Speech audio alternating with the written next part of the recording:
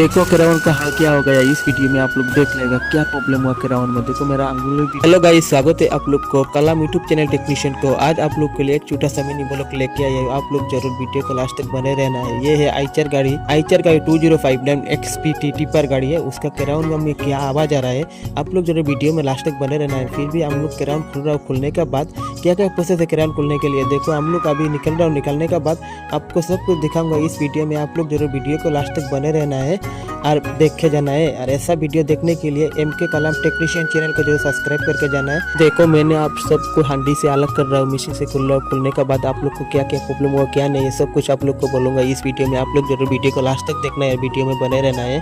और देखो मैंने तेल पिनियन भी निकल रहा हूँ, तेल पिनियन निकलने के बाद क्या प्रॉब्लम हुआ क्या नहीं है सब कुछ इस वीडियो में बोलूंगा। आप लोग जरूर लास्ट तक वीडियो को बने रहना है। और ऐसा वीडियो देखने के लिए MK कलाम टेक्नीशियन चैनल को सब्सक्राइब करके जाना है। यार प्यारा सा एक कमेंट भी करना है मत भूलना भाई।